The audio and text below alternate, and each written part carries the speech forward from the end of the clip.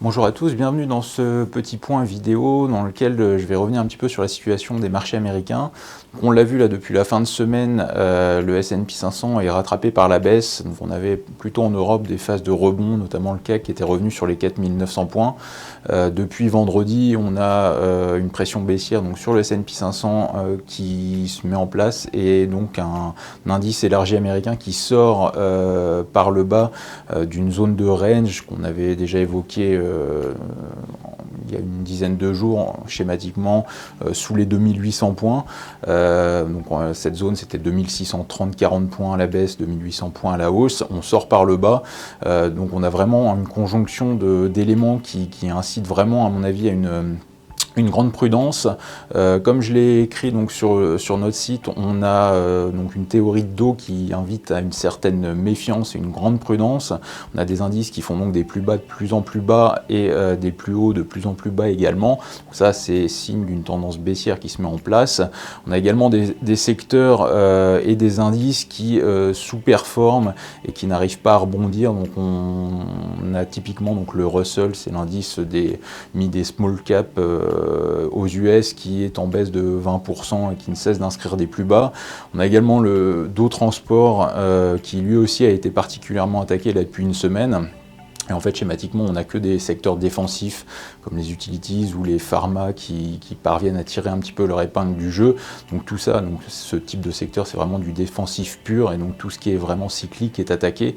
Donc tout ça, c'est vraiment pas très engageant. Pour ce qui est du Dow Transport, on a évidemment, en lien avec la dernière vidéo que j'avais faite sur l'aspect obligataire et les possibilités de récession pour 2020 peut-être aux États-Unis ou derrière 2021, mais on sent bien qu'il y a un certain mouvement de défiance qui se met en place et qui reste d'actualité là en cette fin d'année.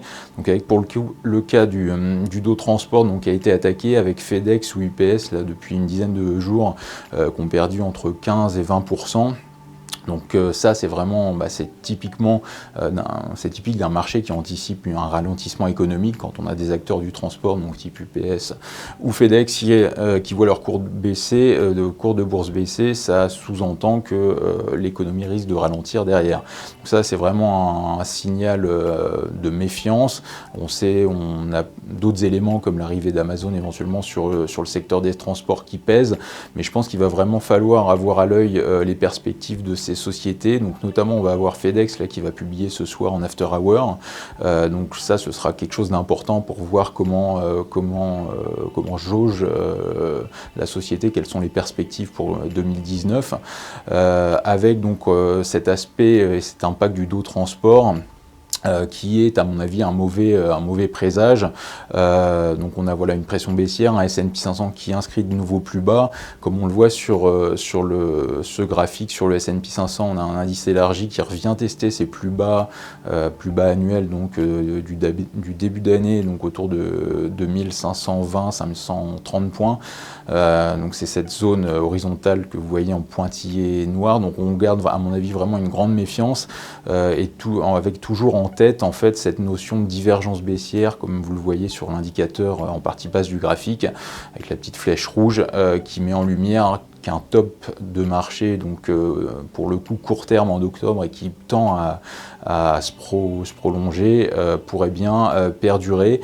Donc voilà, deux éléments à bien suivre là à très court terme. Donc le FedEx ce soir en after hour, on aura évidemment aussi le compte rendu de la Fed demain soir, avec en point de mire le positionnement de Jérôme Powell, voir comment il réagit à ces facteurs de ralentissement et aux craintes du marché, voir si on tempère les prochaines hausses de taux.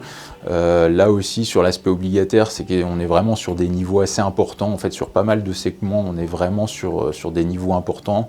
Pour revenir sur les indices, on a par exemple le secteur biotech qui a quand même assez bien résisté dernièrement, mais qui revient vraiment sur un gros niveau en dessous duquel, si on passe, je pense qu'on peut reperdre quelque chose comme 10%.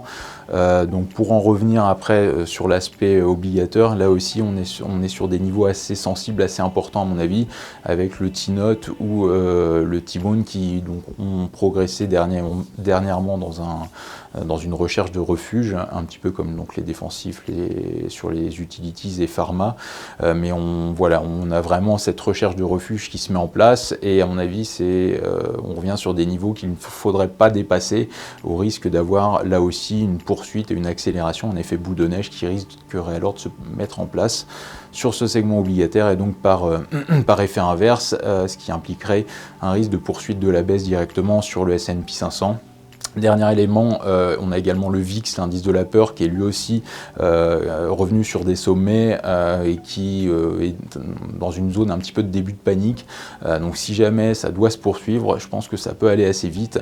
Donc c'est pas forcément le plus probable en termes de statistiques, c'est-à-dire qu'on est dans une période plutôt bonne historiquement. Maintenant on sait que les statistiques sont faites pour être déjouées à certaines époques et à certains moments.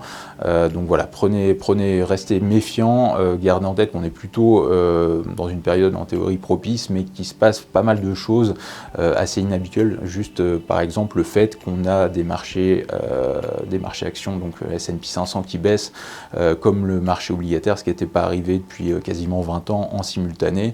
Donc voilà, c'est vraiment une somme d'éléments qui, à mon avis, invitent à une grande prudence en cette fin d'année. Merci à tous de votre attention et à très vite pour une nouvelle vidéo.